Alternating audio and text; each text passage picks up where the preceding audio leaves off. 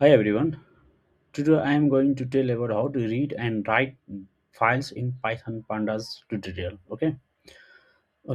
Pandas Pandas के हुन्छ भने हाम्रो फाइल जुन डाटा स्टोर गर्नु भएको छ त्यो कसरी रिड गर्ने अथवा कसरी त्यो एक्सेल फाइल रिड गर्ने अथवा कसरी एक्सेल फाइलमा डाटा राइट गर्ने हैन।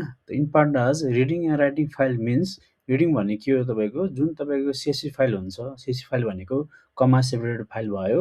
जुन एक्सेल फाइल हुन्छ अथवा जुन जेसन फाइल हुन्छ त्यो हाम्रो के गर्नु पर्यो त कसरी हाम्रो डाटा लोड गर्ने त, ठिक छ? राइटिङ भन्ने के हो भने कसरी डाटा हाम्रो सेभ गर्ने पाइथनमा है, ठिक छ? त रिडिङ भनेको loading data from files into Python, writing भनेको saving data from Python into files, okay? त हाम्रो के छ भने रिड र राइटको लागि हाम्रो फङ्सनहरू छ। अब हेरौँ त मलाई के गर्नु मन लाग्यो भने CSV फाइल रिड गर्नु मन लाग्यो भने पिडी भन्ने के थियो तपाईँको पान्डाज, मैले सर्ट फर्म लेखेको थिएँ नि त होइन। पिडी भनेको एलियाज फर पान्डाज लागि भयो सर्ट फर्म नेम। त पिडी डट रिड ल मैले CSV फाइल रिड गर्नु मन लाग्यो भने रिड अन्डरस्कोर CSV, ठिक छ? यसले के गर्छ तपाईँको CSV फाइल रिड गरिदिन्छ, ठिक छ? एक्सेल फाइल रिड गर्न मन लाग्यो भने PD dot read underscore Excel, ठिक छ? यसले के गर्छ तपाईँको एक्सेल फाइल रिड गर्छ, ओके? जेसन फाइल रिड गर्न मन लाग्यो भने PD dot read underscore JSON, यसले के गर्छ तपाईँको जेसन फाइल रिड गर्ने भयो, ठिक छ? अब कुनै डाटा छ भने त्यो डाटा राइट गर्न मन लाग्यो भने त्यो भनेको हामी के थियो डाटा फ्रेममा डाटा स्टोर भइरहेको छ, त्यही भएर df dot to underscore CSV त भनेको यसले के गर्छ तपाईँको CSV फाइलमा हाम्रो फाइल क्रिएट गर्छ र त्यसमा के गर्छ तपाईँको डाटा स्टोर गरिदिन्छ, ठिक छ? एक्सेल फाइल गर्न मन लाग्यो भने टु अन्डरस्कोर एक्सेल, यसले के गर्छ तपाईँको एक्सेल फाइलमा हाम्रो डाटा राइट गरिदिने भयो। जेसन फाइलमा डाटा राइट गर्न मन लाग्यो भने df dot to underscore JSON, यसले के गर्छ तपाईँको जेसन फाइल क्रिएट गरेर हाम्रो डाटा त्यहाँ के गर्छ त राइट गरिदिन्छ, ठिक छ? रिड गर्नलाई रिड भयो, राइट गर्नलाई टु हुन्छ। कुनमा फाइलमा स्टोर गर्नु मन लाग्यो CSV फाइलमा गर्न मन लाग्यो कि एक्सेल फाइल गर्न मन लाग्यो कि जेसन फाइल गर्न मन लाग्यो त्यो हामी के दिनु पर्यो त सिन्ट्याक्स अथवा फङ्सन युज गर्नु पर्यो, ओके? ठिक छ? ल important parameters in to underscore CSV file भनेको छ भनेको सपोज मैले कुनै एउटा CSV फाइल बनाइरहेको छु भने यसको इम्पोर्टेन्ट प्यारामिटर के हुनसक्छ त?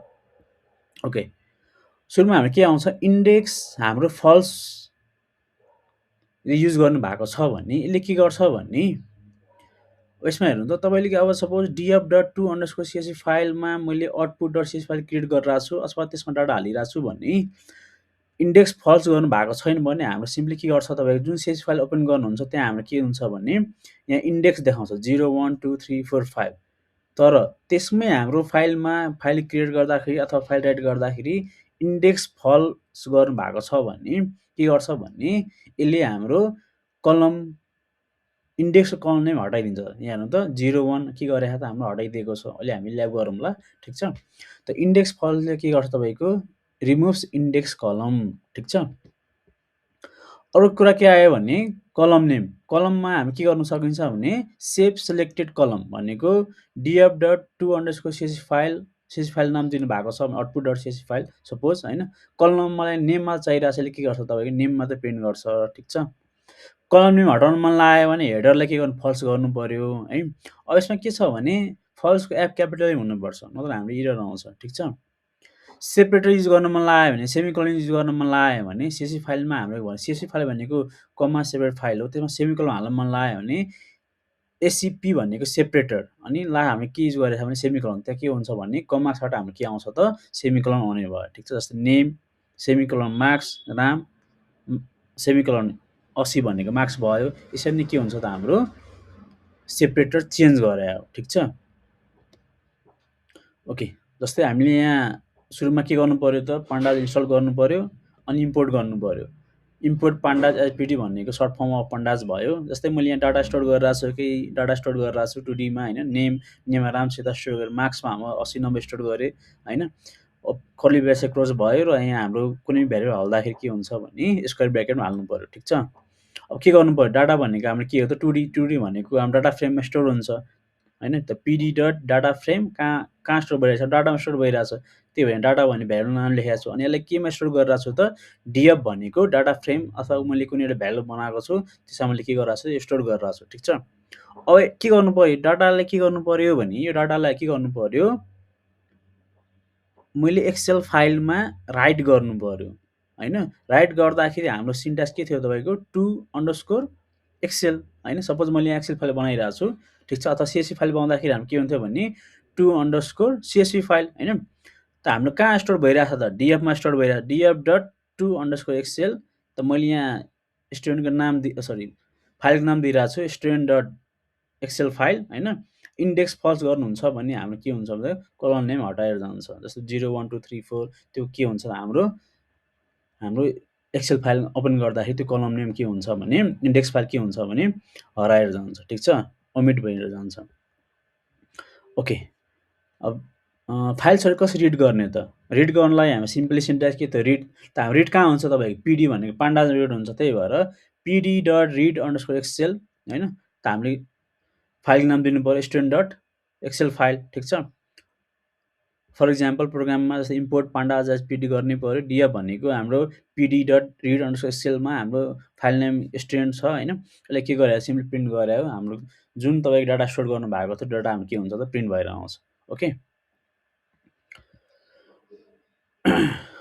ल अब जुन तपाईँको प्यारामिटर्सहरू पढ्नु भएको थियो हेडले के गर्छ भने हेडले बाई डिफल्ट हाम्रो 5वटा रोहरू दिने भयो हैन।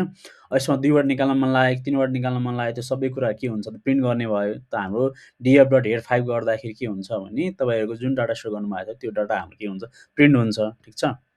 टेल भनेको हाम्रो लास्टको 5वटा रो दिन्छ यसले हैन। जुनमा तपाईँको 2टा निकाल्न मन लाग्यो 3टा निकाल्न मन लाग्यो भने भ्यालु दिँदा नि भयो। टेल भन्ने काम के हो त सोज लास्ट नम्बर हैन। एन्ड रोज भन्ने के हो भने मलाई 2वटा रो मात्र चाहिरहेछ भने यसले के गर्छ भने लिमिटेड रो मात्र दिने भयो ठिक छ। जस्तै pd dot read underscore CSV CSV फाइलको नेम अनि एन्ड रोज मलाई 2टा मात्र डाटा चाहिरहेछ भने 0 1 हाम्रो के आयो त 2टा मात्र डाटा आयो। एन्ड भनेको यसले लिमिटेड रो मात्र के गर्छ त प्रिन्ट गर्ने भयो ठिक छ। अब के गर्न मिल्छ भने कलम नेम पनि युज गर्न मिल्यो। त यसको सिन्ट्याक्स के हो तपाईँको युज कलम्स हैन। यसले के गर्छ भने जुन तपाईँ कलम नेम दिनु भएको छ त्यो मात्र के गर्छ यसले सेलेक्टेड गर्ने भयो। फर इक्जाम्पल मैले यहाँ के गरिरहेको छु भने स्टुडेन्ट डट सीएसवी फाइलमा मेरो कलम नेम र मार्क्स छ भने मैले युज कलम गरेर के गरे हो भने नेम र मार्क्स मात्रै मैले के गर्न मिल्छ त प्रिन्ट गर्न मिल्छ हैन। त PD dot read underscore CSV file हैन। सीएसवी फाइलको मैले नाम दिएको छु यहाँ फर इक्जाम्पल युज कलम गरेर मैले नेम मात्रै प्रिन्ट गर्न मन लाग्यो अथवा यहाँ मार्क्स मात्रै प्रिन्ट गर्न मन लाग्यो भने नेम मात्रै प्रिन्ट गर्न मन लाग्यो के हुन्थ्यो भने नेम मात्र हाम्रो के आउँथ्यो आउटपुट आउँथ्यो। यहाँ के छ तपाईँ नेम र मार्क्स छ भने नेम्स पनि आएको छ र मार्क्स पनि हाम्रो के भएको छ त प्रिन्ट भएर आएको छ ठिक छ। अब के गर्न सकिन्छ भने मलाई कुनै डाटा टाइप मात्रै सर्च गर्न मन लाग्यो भने रिड गर्न मन लाग्यो भने त्यो पनि गर्न मिल्छ हैन। ओके अर्कोमा के छ हाम्रो स्किप रो भनेको स्किप रो वाइल रिडिङ भनेको जस्तो मलाई कुनै एउटा रो नै स्किप गर्न मन लाग्यो भने के गर्न मिल्छ भने एउटा हाम्रो फङ्सन के छ एउटा स्किप रो भनेको 1 भनेको 1 नम्बर हाम्रो के गर्छ त्यसले रो हाम्रो स्किप गरिदिन्छ ठिक छ।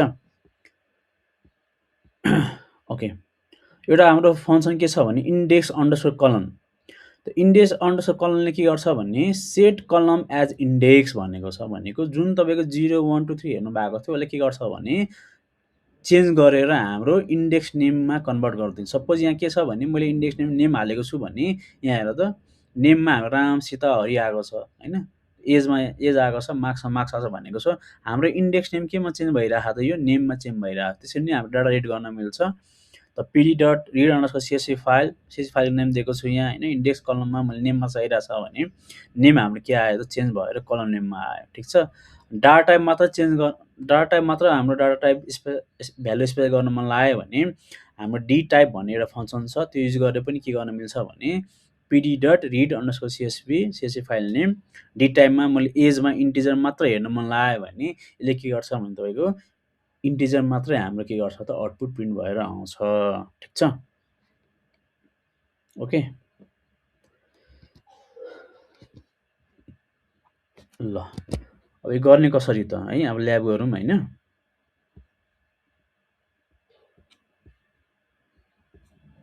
ल अब सुरुमा के गर्नु पर्यो भने कमान्ड टर्मिनलबाट हामीले पहिला गरे जस्तै जुपिटर नोटबुक ओपन गर्नु पर्यो अनि रिडाइरेक्ट भएर यहाँ हाम्रो के हुन्छ त ओपन हुन्छ, ठिक छ। हामी यहाँसम्म गरिसकेका थियौँ होइन, हामी कलम नेम रिनेम गरेका थियौँ होइन। इम्प्रेस ट्रु भनेको किन हालेको थियो भने हाम्रो यहाँ प्रिन्ट गर्दाखेरि चाहिँ के हुन्छ भने यही भ्यालुमा हाम्रो के हुन्छ चेन्ज भइरहेको हुन्छ, त्यही भएर इम्प्रेस ट्रु भनेको बाइ डिफल्ट फल्स हुन्छ होइन। त्यही भएर हामीले ट्रु गर्नु पर्यो, किनभने यहाँ अघि हाम्रो नेम स्यालेरी थियो भने त यो चेन्ज भएर आउँदैन, किनभने त्यही ठाउँमा हामीले के गर्नु चेन्ज गर्नुपर्छ, त्यही भएर हामीले इन्प्लेस ट्रु भन्ने हालेको, ठिक छ। अब के गर्ने भने जुन तपाईँको डाटा स्टोर गर्नुभएको थियो, जुन यो डाटा स्टोर गर्नुभएको थियो यो डाटा होइन, जुन तपाईँ डाटा स्टोर गर्नुभएको डाटा कसरी तपाईँको सीएसवी फाइलमा अथवा एक्सेल फाइलमा स्टोर गर्ने त, ठिक छ। ओके, त मैले के गरिरहेको छु भने हाम्रो डाटा कहाँ स्टोर भयो, डिएफ भन्ने भेरिएबलमा स्टोर भइरहेको, डिएफ भन्ने डाटा फ्रेम होइन। डिएफ डट डाटालाई के गर्नु पर्यो सुरुमा मैले स्टोर गरिरहेको छु। स्टोर गर्दाखेरि हाम्रो सिन्ट्याक्स के थियो भने टु अन्डरस्कोर होइन, मैले सपोज सीएसवी फाइल स्टोर गरिरहेको छु भने सीएसवी फाइल भयो होइन।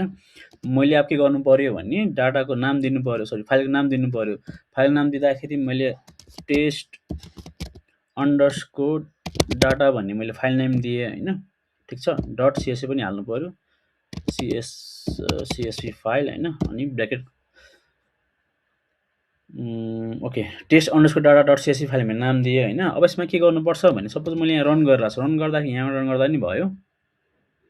ओके, हामी के भयो त यहाँ कर्नल भनेको कर्नल स्टार आइडल भयो, ठिक छ। यो अब हेर्ने कहाँ त, कहाँ गएर डाटा स्टोर हुन्छ भने जुन तपाईँको सपोज यहाँ हेर्नु त डेस्कटपमा डाटा इन्जिनियरमा पाइथन पान्डास ट्युटोरियलमा मेरो यो के भइरहेछ त, यो फाइल बसिरहेछ भने त्यही गरी चेक गर्नु पर्यो, ठिक छ। ल ओके, ल हेर्नु त यहाँ हाम्रो के आयो त, यो फाइल क्रिएट भइसकेको छ।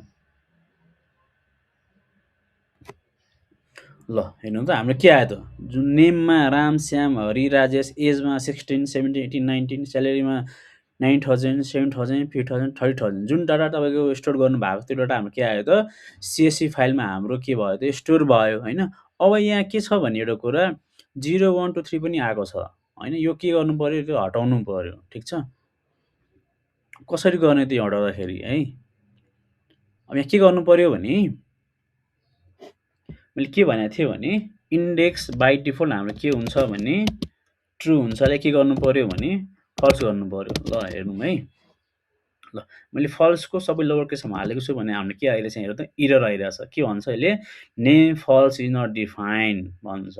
हाम्रो फल्सको एफ के हुन्छ त क्यापिटल हुन्छ होइन, रातोमा हाम्रो के बोल्ड पनि आयो होइन। यसलाई सिम्पली सिफ्ट र इन्टर गर्नु रन हुन्छ हो। अब चेक गरौँ त्यो 0 1 2 हटेको हटेन चेक गरौँ है।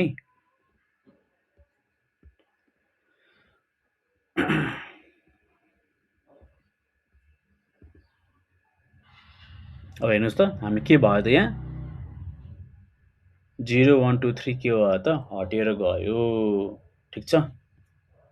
कलम इन्डेक्स जुन तपाईँ नाम दिनुभएको थियो त्यो के भयो त हटेर गयो। ओके, ल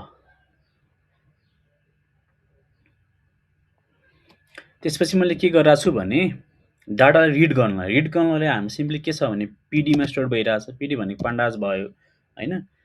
अनि के थियो हाम्रो सीएसवी फाइल रिड गर्नु पर्यो, रिड अन्डरस्कोर सीएसबी फाइल, ठिक छ। फाइलको नाम दिनु पर्यो, फाइलको नाम के छ हाम्रो test underscore data okay dot CSV file, CSV file भनेको कमा सेपरेटेड फाइल ओके।